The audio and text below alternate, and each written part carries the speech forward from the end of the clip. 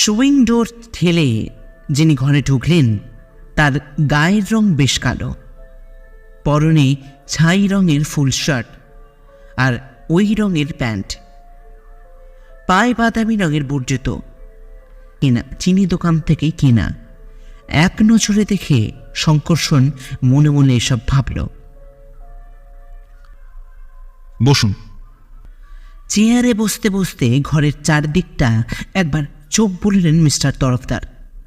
বোধহয় যার সাহায্য নিতে এসেছেন তার অবস্থা আর পরিবেশ যাচাই করে নিচ্ছেন। শঙ্কর্ষণ ডানহিল সিগারেটের প্যাকেটটা এগিয়ে দিয়ে বলল, হ্যাঁ বলুন, আপনার জন্য কি করতে পারি? প্যাকেট থেকে একটা সিগারেট বার করে তরফদার ধন্যবাদ দিলেন। তারপর ওটা ধরিয়ে বললেন, একটা চুরির কেসে আপনার কোম্পানির সাহায্য চাইছি শঙ্কর্ষণবাবু। ও আই সি। ইনস্যুরেট করা কোনো দামি জিনিসের ওপর? ভদ্রলোক মাথা দোলালেন। কিন্তু পুলিশের সাহায্য নিচ্ছেন না কেন? মানে শঙ্কর্ষণবাবু, দেখুন, পুলিশকে জানানো হয়ে গিয়েছে, কিন্তু এসব আমরা নিজেরাই ইনভেস্টিগেট করে থাকি। আমাদের মনে হচ্ছে চুরিটা ভেতরের মানে জানাশোনার মধ্যেই কেউ করে থাকবে, তাই পুলিশের পাশাপাশি বাইরের কাউকে দিয়েও আমরা একটা বেসরকারি তদন্ত করাতে চাইছি শঙ্কর্ষণবাবু। তাছাড়া ভদ্রলোক মুচকি এসে বললেন, পুলিশের ওপর আজকাল মানুষ আর আস্থা রাখতে পারছে না। বেশ, তা কি চুরি হয়েছে সেটা বলুন তো। আর কত টাকারই বা ইন্স্যুরেন্স করা ছিল ওটার ওপর? আসলে একটা রাধা গোবিন্দের মূর্তি ছিল, প্রায় বিগতখানেক লম্বা, নিটোল সোনা। গোবিন্দর দু চোখে আবার হিরে বসানো। 5 লাখ টাকার ইন্স্যুরেন্স ছিল শঙ্কর্ষণবাবু। বাপরে, 5 লাখ টাকার প্রিমিয়াম তো কম নয়। তা কতদিন আগে ইন্স্যুর করা হয়েছিল? সেখানেই তো সমস্যা, মাত্র 1 বছর। কোয়ার্টারলি প্রিমিয়াম 3টে দিয়েছেন, চতুর্থটা আসছে মাসে দেওয়ার কথা, আর তারই মধ্যে দেখুন কি যে ঘটে গেল একটা। শঙ্কর্ষণ আবার ভুরু কুঁচকাল। তারপর একটা সিগারেট ধরিয়ে বলল, আচ্ছা, আমাকে গোড়া থেকে একটু বলুন তো। বেশ, শুনুন। আমাদের ক্লায়েন্ট হচ্ছেন অরিন্দম শীল। আইরিটোলার শীলদের নাম আপনি হয়তো শুনে থাকবেন। খুব বনিদি বাড়ি। ইংরেজ আমলে এদের পূর্বপুরুষরা শুধু খেতাবই পাননি, অনেক সুযোগ সুবিধাও পেয়েছেন। লোহা লক্করের ব্যবসা ছিল, বুঝলেন। তা কলকাতার অন্যতম ধনী এবং অভিজাত পরিবার বলেই তারা খ্যাতির নাম ছিল। স্বাধীনতার পর থেকেই অবস্থা পড়তে শুরু করে। তো গত 30 বছরে অনেকটাই উলটপালট হয়ে গেছে শঙ্কর্ষণবাবু। রেস আর ফটকাবাজিতে জলের মতন টাকা বেরিয়ে যেতে শুরু করে। তবে বনিদি চালচলন ওনাদের একেবারেই কমেনি। 2-4টে কোম্পানির শেয়ার হোল্ডারও হলেন অরিন্দম শীল। একটার ডিরেক্টর বোর্ডও বটে। পড়তি অবস্থা হলেও এখনও যা সম্পত্তি আছে তাতে অনেক লোকের কি হার মানিয়ে দিতে পারেন শঙ্কর্ষণবাবু। মস্ত জমি নিয়ে যে বাড়িটা আছে তারই দাম প্রায় কোটির ওপর হবে। পুরাতন আমলের বাড়ি, খাঁটি মশলায় তৈরি, এখনো বেশ মজবুত আছে। যা হোক, সে কথা। তো ওই রাধা গোবিন্দ মূর্তি বানিয়েছিলেন অরিন্দম শীলের পিতামহ জয় কৃষ্ণ শীল। তিনি ইংরেজের কাছ থেকে খেতাবও পেয়েছিলেন। তিনি শীল বংশের প্রথম উদ্যমী পুরুষ যাকে বলা যেতে পারে। ব্যবসার পত্তনও তো ওই উনিই করেছিলেন। তা খুব সমারোহ করে ওই যুগল মূর্তি উনি প্রতিষ্ঠা করেছিলেন জয়কৃষ্ণ শীল। তো অনেক খোঁজ খবর করে শ্রী শ্রী মায়ের জন্মস্থান জয়রামবাটি থেকে একজন নিষ্ঠাবান ব্রাহ্মণ পুরোহিতকে ডেকে এনে জমি যাওয়া দিয়ে বসতি স্থাপনও করিয়ে দিয়েছিলেন ওই জয়কৃষ্ণশীল। তো পূর্বপুরুষের তারই ওই বিগ্রহে পুজো করছে। এখন যিনি পূজারী তার নাম জনার্দন ভট্টাচার্য।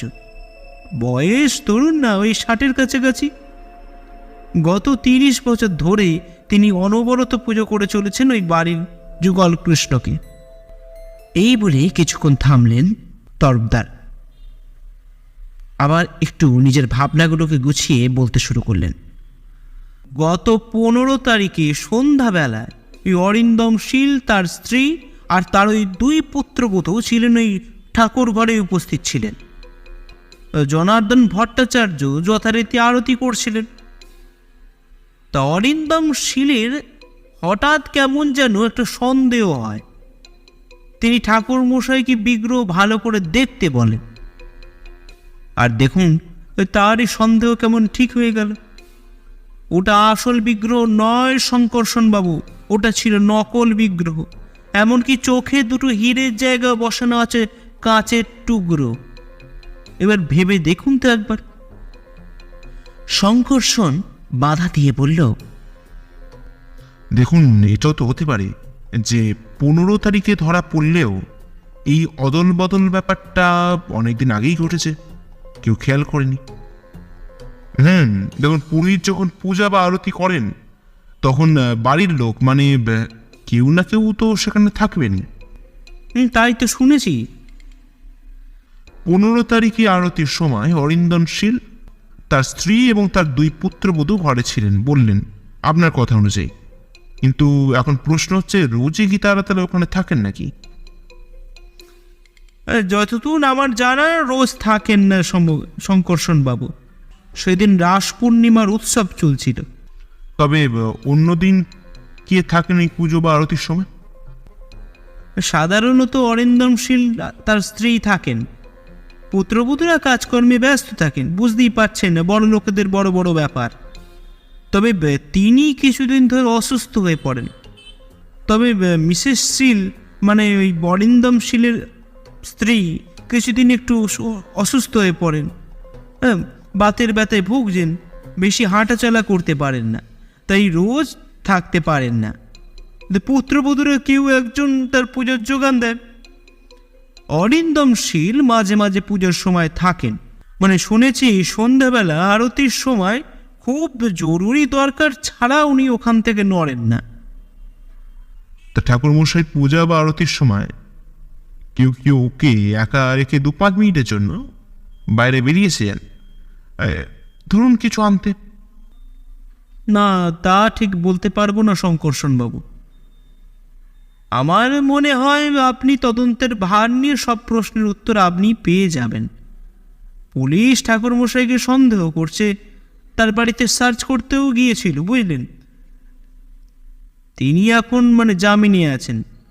অরিন্দমশীল অবশ্য বলেছেন ঠাকুরমশাই দীর্ঘকাল পূজা আর্চা করছেন, ধার্মিক মানুষ এবং সৎ বটে, তাকে তিনি সন্দেহ করতে পারেন না।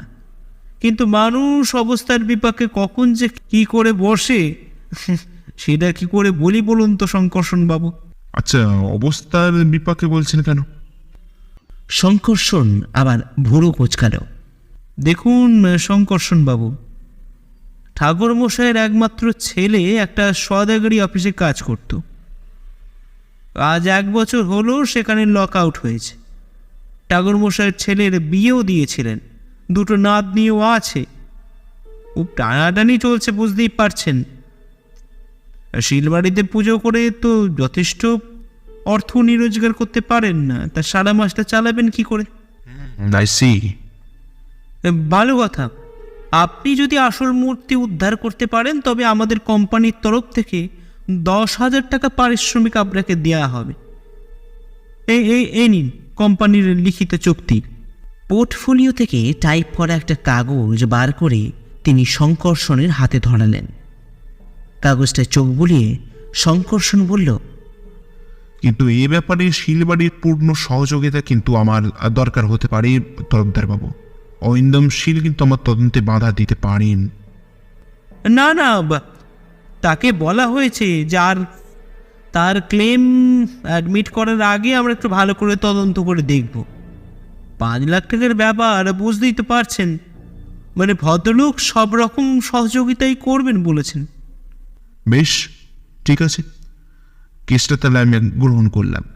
আহেরি টোলা শিলদের বাড়ি সত্যি দেখার মতন।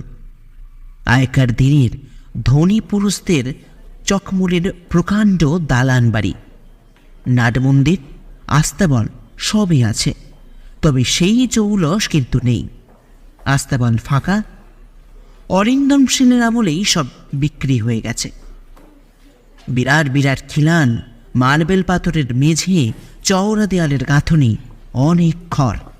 কিন্তু এই প্রকাণ্ড বাড়ির এখন মস্ত বোঝা হয়ে দাঁড়িয়েছে।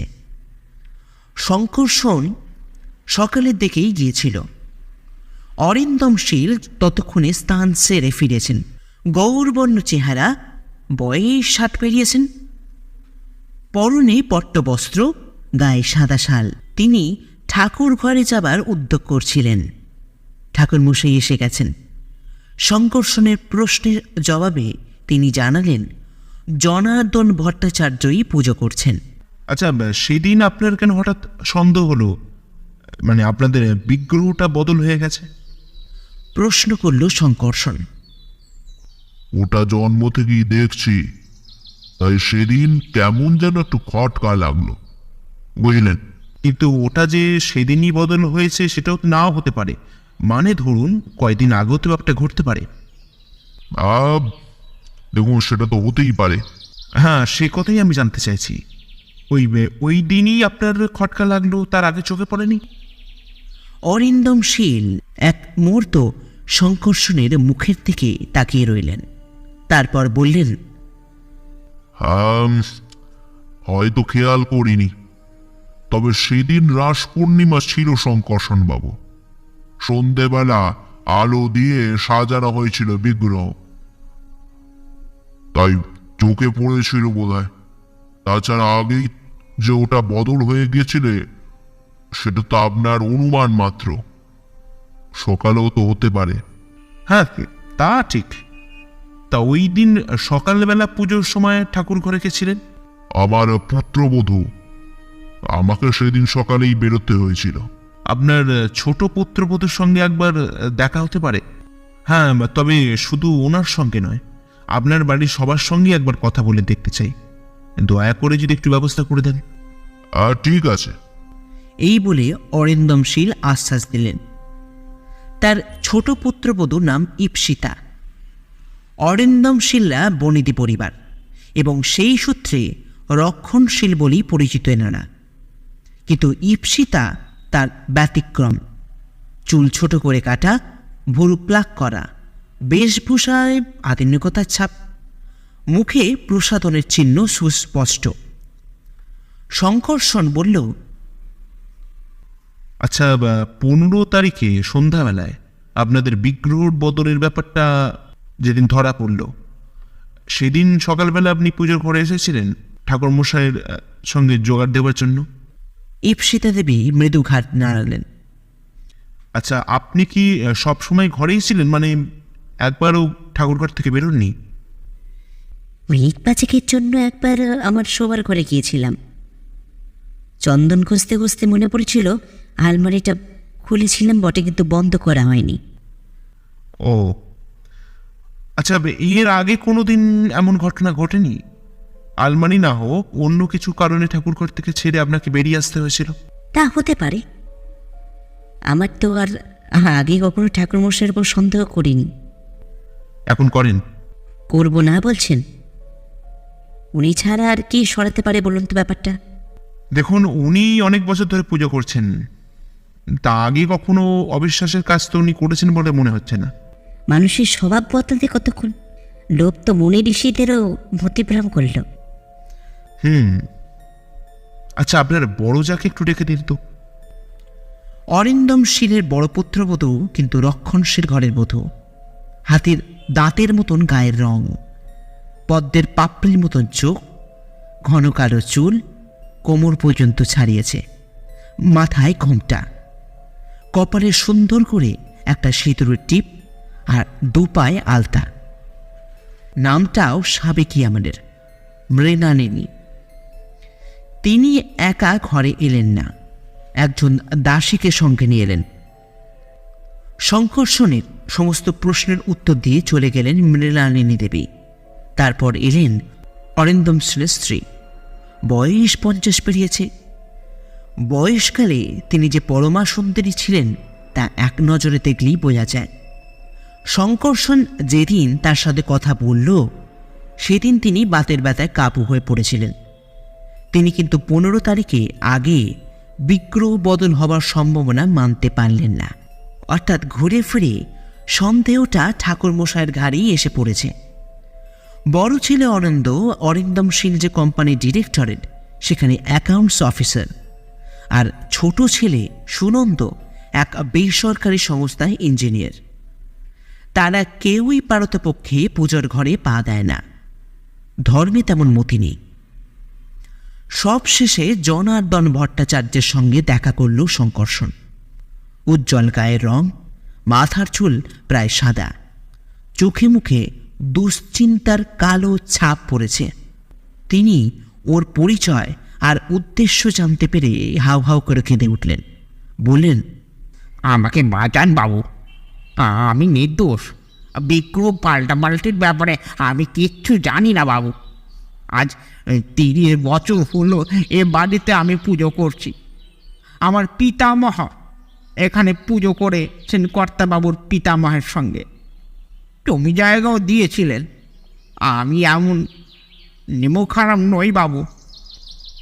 আপনি শান্ত হয়ে বসুন, আর আমি যে প্রশ্নগুলো করছি তার জবাব দিন। আপনি নিরপরাধ হলে নিশ্চয়ই তা প্রমাণ করে যাবে। ভট্টাচার্য মশাইয়ের মুখে আত্মসংযমের চেষ্টা করলেন। শঙ্কর্ষণ তাকে সহজ হওয়ার জন্য কয়েক মুহূর্ত সময়ও দিল। তারপর তিনি বললেন, আগে আচ্ছা, ঠাকুর ঘর কি পূজা আরতি ছাড়া অন্য সময় বন্ধ থাকে? হ্যাঁ, বাইরে থেকে তালা থাকে কর্তা। চাবি কার কাছে থাকে? গিন্নিমার কাছে। উনি কি রোজ দরজা খুলে দেন নাকি? সুস্থ থাকলে উনি খোলেন, আর সুস্থ না থাকলে? কর্তা বাবু নয়তো বড় বৌমা। তবে উনি পূজা বা আরতির সময় রোজ ঠাকুর ঘরে থাকেন না? ওর গাড়েই তো গোটা সংসারের দায়িত্ব বাবু। গিন্নিমা প্রায় বাঁচে ধোগে শয্যাশায়ী থাকেন, তাই বড় বৌমাকে সংসার সব সামলাতে হয়। আর ছোট বৌমা? তিনি একটু নিজের খেয়ালেই চলেন। এই পরিবারে যেন বেমানান, বুঝলেন। আসলে উনি ছোটবাবুর দাদার ওই অফিসেরই কাজ করতেন, ওখানেই তাদের ভাব পরে বিবাহ। কর্তাবাবু আর গিন্নিমাও একটু মত ছিল না এই বিবাহতে, কিন্তু ছোট দাদাবাবু তাদের কথা শোনেনি। ছোট বৌমাকে তেমন নজরে দেখেন না কর্তাবাবু, তাই বোধ হয় সংসারে কোনো ব্যাপারে ছোট বৌমার আগ্রহ একটু কম। কিন্তু আপনার পূজা বা আরতির সময় দরকার হলে উনি তো থাকেন, আপনাকে তো জোগাড় যন্ত্রও করে দেন। তা কেন দেবেন না? হিন্দু ঘরের মেয়ে, ঈশ্বরের মতি তো থাকবেই বাবু। আচ্ছা, বড় ছেলে মানে আনন্দবাবু, আপনার কর্তাবাবু যে কোম্পানির ডিরেক্টর সেখানেই কাজ করেন, তার আবার কিছু বদ খেয়ালও আজই শুনেছি তো। মানে একটু আধটু খেয়াল তো থাকবেই বাবু, তবে নেশা ভাঙ করেন না। আমি খোঁজ নিয়ে জেনেছি বাজারে তো ওর অনেক ধার দেনা রয়েছে। শঙ্কর্ষণ যেন চিন্তা করতে করতে বলল, এদিকে আবার কোম্পানির অ্যাকাউন্টস অফিসার, টাকা পয়সা নিয়ে কারবার। কি বলছেন মশাই? না না, আমি সব সম্ভাবনাই ভেবে দেখছি। শুনলাম আপনার ছেলেও নাকি 1 বছর ধরে বাড়ি বসে আছে। হ্যাঁ, আর বলবেন না, ওইটাই তো চিন্তার কারণ। শিলবাড়ি থেকে যা পান তাতে সারা মাস চলে? তাই কি আর চলে বাবু? মাসোহারা অবশ্যই 150 টাকা থেকে বেড়ে 250 টাকা হয়েছে, কিন্তু 10 বছরের আগেও 150 টাকার যা মূল্য ছিল আজ 500 টাকার মূল্য সেটা নয়। তা 100 বার। তবে চলে কি করে আপনার? বাধা কয়েক ঘরের যজমান আছে, ভট্টাচার্য একটু আধটু জ্যোতিষশাস্ত্র টাস্ত্র জানি আর কি, তা থেকেই কিছু আসে। মাঝে মাঝে উপোস দিই, অভ্যাস হয়ে গেছে বুঝলেন, এইভাবেই চলে। ছেলের চাকরিটা থাকে আর চিন্তা করতে হতো না। ছেলেকে নিজের পেশায় ঢোকালেন না কেন? একদম বসে না থেকে কিছু তো অন্তত করতে পারতো। আজকালকার ছেলে বাবু স্কুল টিস্কুলে পড়েছে, নামাবলি গায়ে দিতে তাদের গায়ে জ্বর এসে যায়। নতুন চাকরির আশাও নেই। স্ট্রাইক আর লক আউটে একটার পর একটা কোম্পানি বন্ধ হয়ে যাচ্ছে, আর সেই সঙ্গে সঙ্গে এক একটা পরিবারকে ঠেলে দিচ্ছে ধ্বংসের মুখে। আচ্ছা, শুনেছি আপনার স্ত্রী কঠিন রোগে ভুগছেন, তার ঠিক মতন চিকিৎসার জন্য নাকি অনেক টাকার দরকার। ভট্টাচার্য মশাই কোনো জবাব দিলেন না, ব্রবা দৃষ্টি দিয়ে তাকিয়ে রইলেন। ছোট ছেলে সুনন্দর সঙ্গেও কথা বলল শঙ্কর্ষণ। সে কিন্তু শঙ্কর্ষণকে বেশি পাত্তা দিল না। সে একজন ইঞ্জিনিয়ার, নিজের পদমর্যাদা সম্বন্ধে বিশেষ সচেতন। কয়েকদিন কেটে গেছে। শঙ্কর্ষণ ইতিমধ্যে নানান জায়গায় খোঁজখবর করেছে। মিস্টার তরফদার সেদিন ওর সঙ্গে দেখা করতে এলেন, কাজ কত দূর এগিয়েছে জানতে। ব্যাপারটা কি জানেন? আসলে বিগ্রহ বদল কার কীর্তি সেটা অনুভব করা খুব কঠিন কিছু নয়, কিন্তু সমস্যা হলো সেটা প্রমাণ করার বিষয়টা। কেন আপনি এরকম কেন বলছেন শঙ্কর্ষণবাবু? এই যে মানে এই কাজটা যে করেছে সে বাইরে কেউ নয়। ঠাকুরমশাইকেও আমি ঘরের লোক বলেই ধরেছি। দোতলার তালাবন্ধ ঘর থেকে বাইরে কেউ এসে বিগ্রহ বদল করে নিয়ে যাবে, আবার যাওয়ার সময় দরজার তালাটাও লাগাতে ভুলবে না, এটা বিশ্বাসযোগ্য নয়। তবে আমার বিশ্বাস এত তাড়াতাড়ি ওই সোনার বিগ্রহ বিক্রি করার চেষ্টা চোর করবে না, সেটা বুদ্ধিমানের কাজ হবে না। অমন একটা মূল্যবান বিগ্রহ যে কোনো বনিদি বা প্রখ্যাত পরিবারের সম্পত্তি কিংবা দুষ্প্রাপ্য সংগ্রহশালা থেকে সরানো হয়েছে, এই প্রশ্নটাই প্রথমে জাগবে ক্রেতার মনে। কাগজেও ওই ঘটনা নিয়ে লেখালেখি বিস্তর হয়েছে। মোটামুটিভাবে সবাই মানে সোনার উপর কারবারিরা ব্যাপারটা জেনে গেছেন। সুতরাং চোরকে সাবধানী হতে হবে। কিছুদিন গেলে ঘটনা যখন মানুষের মন থেকে মুছে যাবে তখনই সে তৎপর হবে। অবশ্যই এটা আমার সম্পূর্ণ নিজের ধারণা। তাই আমার মনে হয় বিগ্রহ এখনো বাড়িতেই রয়েছে, বাইরে পাচার হয়নি। কিন্তু অত বড় বাড়িতে ওটা খুঁজে পার করা যাকে বলে অসাধ্য ব্যাপার। তা বটে, তবে উপায় কি শঙ্কর্ষণবাবু? উপায় তো একটা করতেই হবে। আমি একটা মতলব করেছি। আগামী সন্ধেবেলা সবাইকে বসবার করে হাজির থাকতে বলবেন, ঠাকুরমশাইকেও আসতে বলবেন, অরিন্দম শীলকে বলবেন জরুরি দরকার, সবার উপস্থিত থাকার প্রয়োজন। আপনার কথা ওনারা ঠেলতে পারবেন না, আপনার নোটের ওপরই নির্ভর করছে ওদের 5 লক্ষ টাকা। ও আরেকটা কথা আপনাকে জিজ্ঞাসা করবো ভেবেছিলাম। আচ্ছা, অরিন্দম শীল এত বড় বাড়িটা রেখেছেন কেন? মানে ওটার মেনটেনেন্স খরচ, ট্যাক্স নিহাতি খুব একটা কম কিছু নয়। ভাড়া দিলেও তো বেশ কিছু টাকা ওনার হাতে আসতেই পারে। এমনিতেও ওর যে অবস্থা এখন পড়তেই দেখছি, বড় মানুষের ঠাট্টা মনে হয় এখন ওনাকে বেমানান। আর আমি খোঁজ নিয়েও জেনেছি বাজারে ধার দেনাও ওনার কম নয়। উনি বাড়িটা একটা অংশ কিংবা জমি বিক্রি করে বেশ তো অনেকটাই টাকা হাতে পেতে পারেন। আজকাল তো মাল্টি স্টোরের বিল্ডিং তৈরির জন্য প্রমোটাররা মুখিয়ে আছে ওরকম বাড়ির জন্য। তরফদার বাবু ঠোঁট উল্টে বললেন, ওরে বাবা, সে বুঝি জানে না ভদ্রলোকের অবস্থা পড়ে গেছে, চারিদিকে ধার দেনা, কিন্তু বংশমর্যাদা সম্বন্ধে টনটনে জ্ঞান যাকে বলে। বড়লোকই চালচলন ছাড়তে তিনি রাজি নন। কথায় কথায় বলেই ফেললেন তার শরীরে নাকি নীল রক্ত বইছে। ভেবে দেখুন একবার শঙ্কর্ষণবাবু ব্যাপারটা।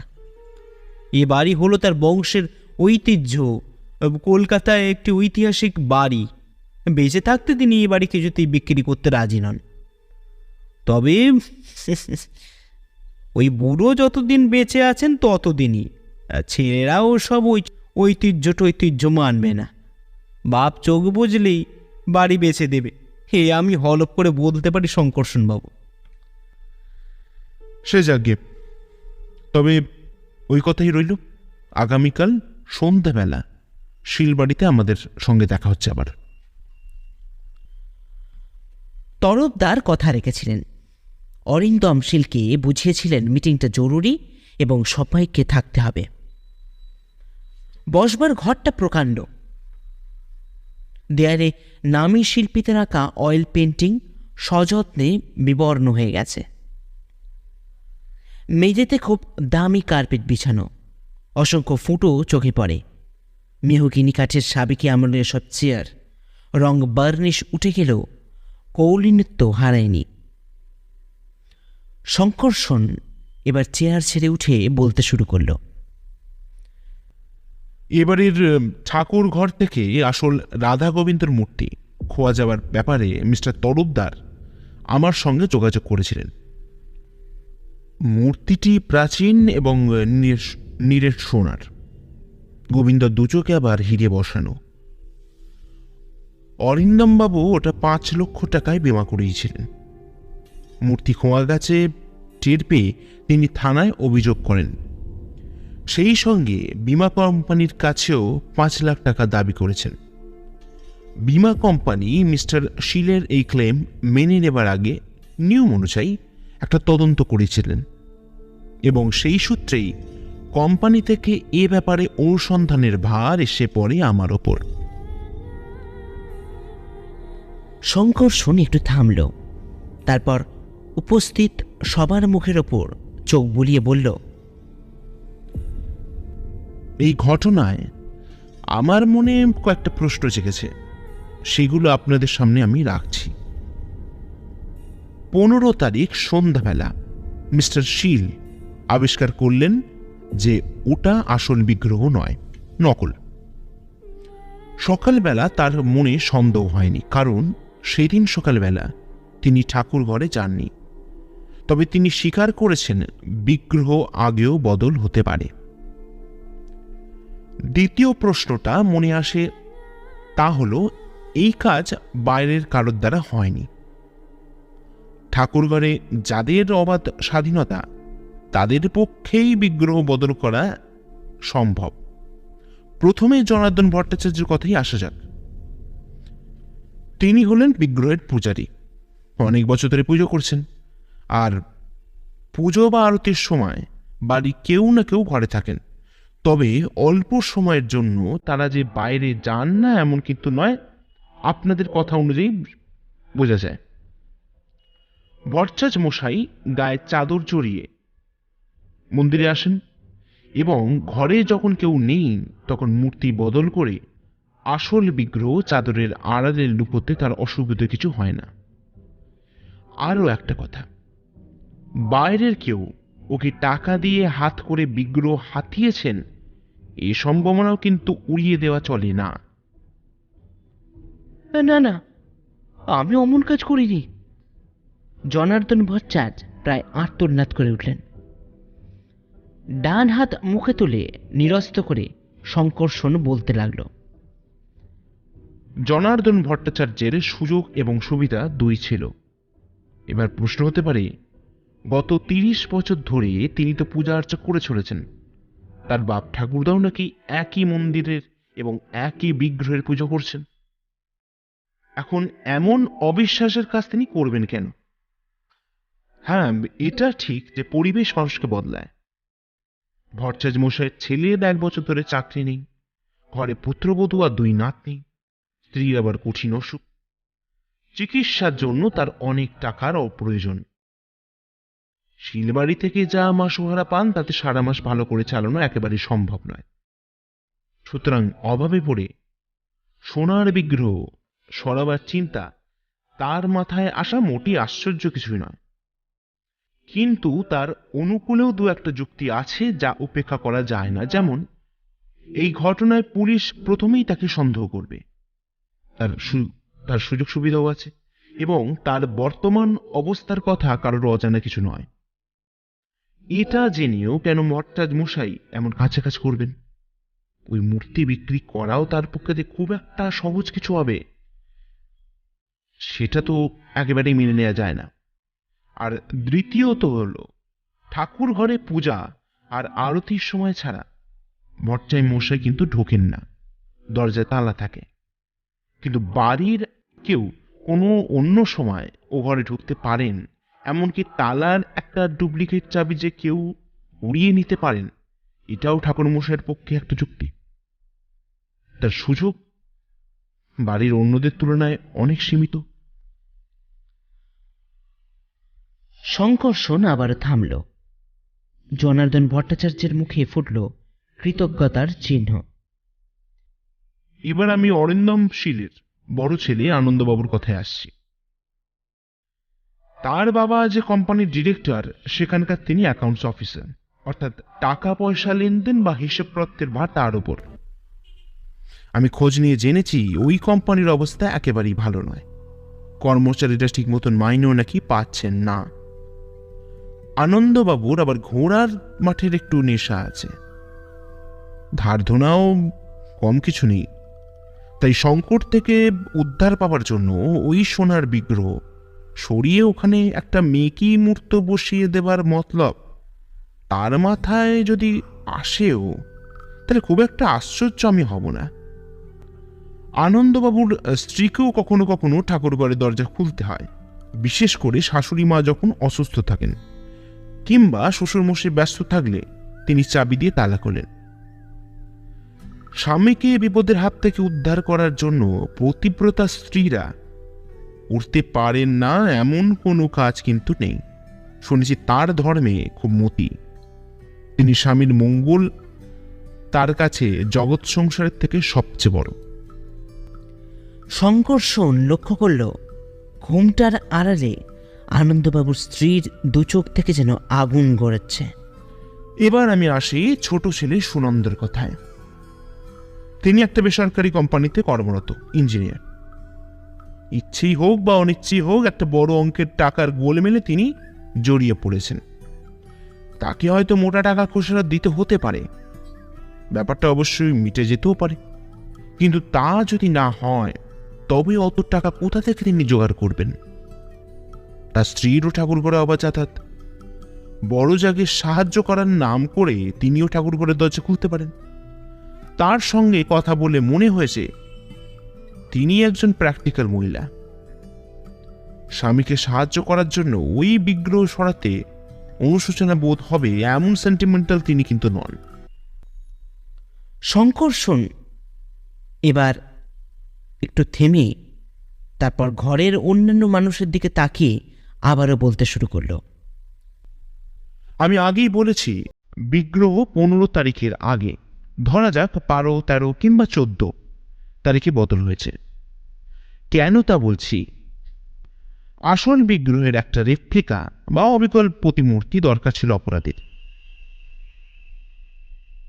যেহেতু আসল মূর্তি কারিগরকে দেওয়া সম্ভব নয়, নিশ্চয়ই ওটার একটা ছবি কিংবা ফটো সেখান থেকে নকল করে মূর্তিটা বানানো হয়েছে। বাড়ির কারো সাহায্য ছাড়া এটা তো সম্ভব নয়। নকল মূর্তির ওপর সোনার জল পালিশ করা হয়েছে, আর গোবিন্দর দু চোখে বসানো হয়েছে দুটো ঝুটো পাথর বা কাঁচের টুকরো বলা যেতে পারে। এই দুটো কাজই বোধহয় কোনো জহুরিকে দিয়ে করানো হয়েছে। সোনার জলের পালিশটা তো নিশ্চয়ই। মূর্তি বদল করা হয়েছে হয়তো 14 কিংবা 13 তারিখ। আনন্দবাবুর স্ত্রী স্বীকার করেছেন পুজোর সময় তিনিও দু একবার দরকারে বাইরে যান এবং গেছেনও বটে। কিন্তু আমি যদি বলি, পূজা বা আরতির সময় মোটেও বিগ্রহ বদল হয়নি, হয়েছে অন্য কোনো সময়, যখন কেউ ও ঘরে ঢোকে না। ঘুরে ফিরে সেই একই প্রশ্ন আসছে। ঠাকুর ঘরে যেতে বাধা নেই এমন কেউ ওটা সরিয়েছেন। দু একদিন তিনি অপেক্ষাও করেছেন, আর কারোর চোখে এই পাল্টাপাল্টি ধরা পড়ে কিনা এই ব্যাপারে তিনি নিশ্চিত হয়েছেন। আসলে বিগ্রহ যে নকল তা চট করে ধরা পড়ুক এটা তিনি চাননি। শঙ্কর্ষণ চুপ করে নিল। ঘরের মধ্যে অখণ্ড নিস্তব্ধতা। অবশ্যই আমার অনুমান ভুলও হতে পারে। শঙ্কর্ষণই নিস্তব্ধতা ভঙ্গ করল। অর্থাৎ বিগ্রহ বদল আগে না হয়ে 15 তারিখও হতে পারে, এবং তা সকালে পুজোর সময়। সেক্ষেত্রে ভট্টাচার্য মশাই সন্দেহমুক্ত নন। কি বলেন ভট্টাচার্য মশাই? আবার দুপুরের দিকে সবাই যখন একটু গড়িয়ে নিচ্ছেন তখনও হতে পারে। অবশ্যই বিগ্রহ কবে বা কখন বদল হয়েছে সেটা বলা খুব কঠিন। তা কারোর পক্ষে সমর্থন কিংবা বিপক্ষ কাজ করতে পারে। তা যদি হতো তবে সঠিক দিন কোন মস্ত একটা ফ্যাক্টর হয়ে দাঁড়াতো। একমাত্র পূজা বা আরতির সময় ছাড়া অন্য কোনো সময় বিগ্রহ বদল হয়ে থাকলে ভট্টাচার্য মশাই নির্দোষ। সবার মুখের ওপর আবারও চোখ বুলিয়ে শঙ্কর্ষণ বলল, আশা করি আমার কথা সবাই বুঝতে পারছেন, আর সেখানে কেউ সন্দেহের বাইরে নন।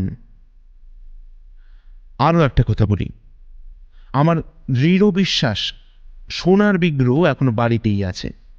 ওটাকে লুকিয়ে রাখা হয়েছে। সমস্ত বাড়িতে তল্লাশি চালালে ওটা নিশ্চয়ই পাওয়া যাবে। একজনের দু চোখের পাতা যেন ঘন ঘন নড়ে উঠল। সেটা শঙ্কর্ষণের দৃষ্টি এড়াল না। শেষের কথাটা তাকে উদ্দেশ্য করেই বলল, আপনারা এবার যে যা ঘরে যান, আমি বাড়ির কর্তার সঙ্গে একান্তে কিছু কথা বলতে চাই। এই বলে চুপ করল শঙ্কর্ষণ। আস্তে আস্তে সবাই বেরিয়ে গেল। সবার চোখে মুখেই বিদ্বেষের চিহ্ন ফুটে উঠেছে। শুধু ভট্টাচার্য মশাই ব্যতিক্রম। তার মুখ ভাবলেশহীন। ঘরে এখন অরিন্দমশীল, মিস্টার তরফদার আর শঙ্কর্ষণ। ব্যাপারটা এখন বুঝতে পারছি মিস্টার শীল। বিগ্রহ বদল বাইরের কারোর দ্বারা হয়নি। আমি যুক্তি দিয়ে প্রমাণ করতে চাইছিলাম কেউ সন্দেহমুক্ত নন, এমনকি আপনার স্ত্রীও নন। কি বলছেন কি? আপনার কি মাথাটা খারাপ হয়ে গেল নাকি? অরিন্দমশীল রেগে রাগত কণ্ঠে বলে উঠলেন, দেখুন, অনুসন্ধানে নেবে আমাকে অনেক খোঁজখবর কিন্তু করতে হয়েছে মিস্টার শীল। অনেক জায়গাও যেতে হয়েছে, আবার অনেকের সঙ্গে কথাও বলতে হয়েছে। আপনার স্ত্রী ছোট ভাই তো একজন শিল্পী, নানা রকম ধাতুর মূর্তিও করেন। বাজারে তার যথেষ্ট চাহিদাও আজ শুনেছি, ঠিক কিনা? মিস্টার শীল কোনো জবাব দিলেন না। মিস্টার তরফদার যখন আমার কাছে ওই বিগ্রহের ব্যাপারে তদন্তের প্রস্তাব নিয়ে আসেন, তখন তার মুখে মোটামুটি ঘটনাটা শুনে প্রথমে একটাই প্রশ্ন আমার মাথায় জেগেছিল। শঙ্কর্ষণ অরিন্দমশীলের মুখের দিকে তাকিয়ে বলল, এই বিগ্রহটা যে এই বাড়ির 3 পুরুষ ধরে আছে, কখনো চুরির চেষ্টা যেখানে হয়নি, হঠাৎ করে বিমার দরকার পড়ল কেন? 5 লাখ টাকার বিমার প্রিমিয়াম তো আর কম নয়, বছরে অনেকগুলো টাকা। তাছাড়া আপনার আর্থিক অবস্থাও তো আগের মতো নেই। তারপর ঠিক 1 বছরের মাথায় বিগ্রহ চুরি হয়ে গেল, আর আপনিও টাকার দাবি করে বসলেন। এটা কি খুব একটা কাকতালীয় ঘটনা নয় বলছেন? আপনাকেই আমার প্রথম সন্দেহ হয়েছিল মিস্টার শীল। আমাকে? অরিন্দমশীল যেন আকাশ থেকে ভেঙে পড়লেন। ভেবে দেখুন, ঠাকুর ঘরে আপনার অবাধ গতি, বিগ্রহ অদল বদল করা আপনার পক্ষে মোটেই কষ্টসাধ্য ব্যাপার কিছু নয়। এসব আপনি কি বলছেন? আমি খোঁজ নিয়ে জেনেছি আপনি যেসব কোম্পানির সঙ্গে যুক্ত তাদের কোনোটার অবস্থাই ভালো নয়। এদিকে আপনার খরচের বহরও কম নয়। আগে আপনাদের রেসের ঘোড়া ছিল এবং সেসব পাট চুকে গেলেও মাঠের সঙ্গে আপনাদের সম্পর্কটা কিন্তু একেবারেই ওঠেনি। আপনি সীমা লঙ্ঘন করছেন শঙ্কর্ষণ বাবু। সে কথায় কর্ণপাত না করে শঙ্কর্ষণ বলল, আমার মনে হলো যেন 5 লাখ টাকার আদায়ের মতোই বিমা আপনি করিয়েছিলেন। কষ্ট করে 3টে কোয়ার্টার প্রিমিয়াম দিয়ে ওটা সরিয়ে ফেলা হয়েছে। বিমা কোম্পানির কাছ থেকে টাকাও আদায় করা হবে, আবার সোনার বিগ্রহ ঘরেই থেকে যাবে। পরিকল্পনা কিন্তু ভালোই করেছিলেন আপনি। Shut up! গর্জে উঠলেন অরিন্দম শীল। চিৎকার করে কোনো লাভ হবে না মিস্টার শীল। আপনাকে সবার সামনে অপদস্থ করতে চাইনি, তাই আপনাকে সরিয়ে নিয়ে আলাদা করে বলছি। আমার মনে হয় ওই সন্দেহ জেগেছিল বলেই আমি গোটা উত্তর এবং মধ্য কলকাতার সমস্ত সোনার দোকানে চষে বেরিয়েছি। আমি একটা ব্রোঞ্জের মূর্তি সোনার জলে পালিশ করতে চাই। এই ব্যাপারে তাদের অভিজ্ঞতা আছে কিনা, হালে এমন কাজ কেউ করিয়েছে কিনা, কত খরচ পড়বে, এই ছিল আমার প্রশ্ন। একটা দোকানে জানতে পারি এ মাসে গোড়ার দিকে একটা রাধা গোবিন্দের মূর্তি তারা সোনার জলে পালিশ করেছে। যিনি কাজটা দিয়েছিলেন তার চেহারার সঙ্গে আপনার চেহারাটা কিন্তু মিলে যায়। আপনার ডান চিবুকের কাছে কাটা দাগটা পর্যন্ত তারা বলতে কিন্তু ভোলেনি মিস্টার শীল। এরপরও কি আপনি অস্বীকার করতে চাইবেন যে আপনি ওলটপালট করেননি, নাকি কারিগরটাকে ডেকে আনতে হবে? অরিন্দম শীলের মুখ ব্লটিং পেপারের মতন সাদা, মুখ দিয়ে যেন কথা বেরোচ্ছে না। কিছু মনে করবেন না মিস্টার শীল, আপনাদের বনেরই বংশ। এই কথা জানাজানি হলে খবরের কাগজগুলো একটা হুজুক পেয়ে যাবে, লুফে নেবে আপনাদের খবর, ডিডি পড়ে যাবে। পুলিশও আপনাকে ছেড়ে কথা বলবে না। আর তার চেয়ে বরং আমি একটা প্রস্তাব দিই, আমার মনে হয় সব দিক থেকেই আপনি রক্ষা পেতে পারেন। অরিন্দম শীল জিজ্ঞাসু দৃষ্টি নিয়ে তাকিয়ে রইলেন। তার চোখ মুখের অবস্থা দেখে মায়াই হচ্ছিল শঙ্কর্ষণের। আপনি বিমা কোম্পানির কাছে করা ক্লেমটা উইথড্র করে নিন। ওদের জানিয়ে দিন যে আপনি মূর্তিটা পেয়ে গেছেন। মিস্টার তরফদারকে আমি অনুরোধ করব তার কোম্পানির খুব বড় কর্তাদের সঙ্গে আলোচনা করে এই ব্যাপারে যাতে কোনো শোরগোল না হয় তার ব্যবস্থা করে দিতে। কি বলেন তরফদারবাবু, করবেন তো? তরফদার সচ্ছ্বাসে বলে উঠলেন, মানে আপনি তো বস, আপনার আদেশে শিরোধার্য। না না, আপনার অবদ নেই তো।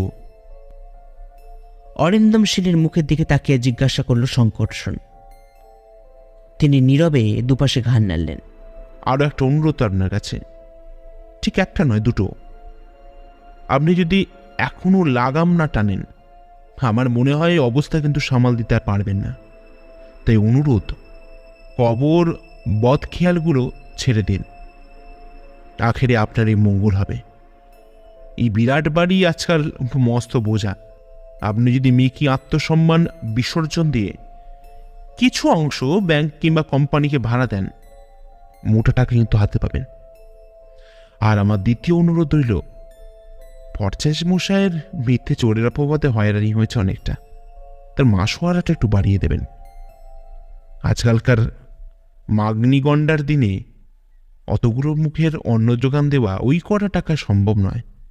ভদ্রলোক বড় সৎ এবং ভালো মানুষ।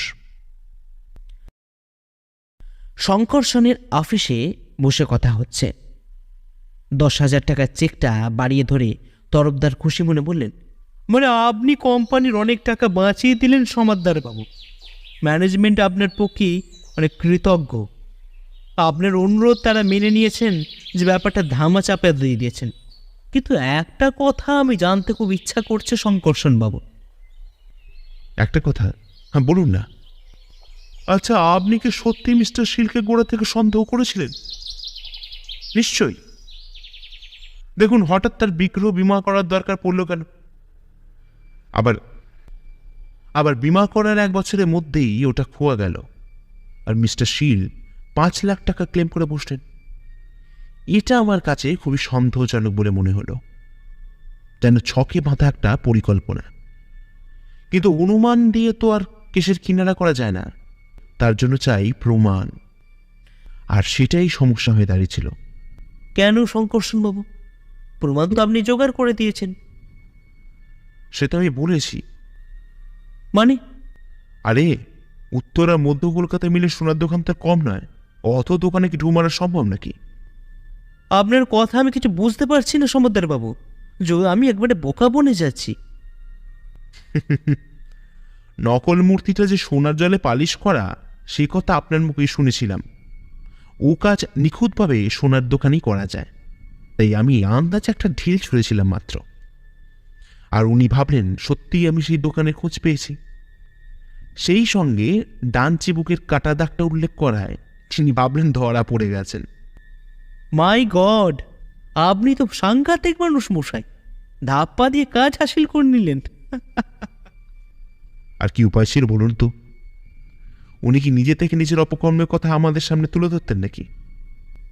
কিন্তু ওকে যদি গোড়া থেকে সন্দেহ করেছিলেন, তবে সেদিন ওই মিটিংয়ের কি দরকার ছিল? সবাই যে ও কাজ করে থাকতে পারেন এমন বিশ্লেষণই বা আপনার কি দরকার ছিল? ছিল, ওটা হলো মনস্তত্ত্বের ব্যাপার। মিস্টার সিলির ওপর মানসিক চাপ সৃষ্টি করার জন্যই আমার ওরকম নাটক করা। শুধু ভট্টাচ মশাই নন, বাড়ির অন্যদের ওপরও সন্দেহ সৃষ্টি করে ওকে বেসামাল করাই ছিল আমার প্রধান উদ্দেশ্য। স্বাভাবিকভাবেই নিজের পরিবারের লোকেদের ওপর তার দুর্বলতা থাকবেই, তাদের অনিষ্ট নিশ্চয়ই তিনি চাইবেন না, ফলে তার মনে একটা বিভ্রান্তির সৃষ্টি করা। আপনি লক্ষ্য করেননি আমার বক্তৃতার মাঝে ওর দৃষ্টিতে ফুটে উঠছিল সংখ্যার ছাপ? তারপরই সোজাসুজি ওর দিকে বান ছুড়লাম, ব্যাস কুপোকাত। আপনাকে তবে মনস্তন্ত্র নিয়ে পড়াশোনা করতে হয়েছে মশাই। তরফদার পরিহাস তরল কণ্ঠে বললেন। নিশ্চয়ই, ভালো গোয়েন্দা হতে গেলে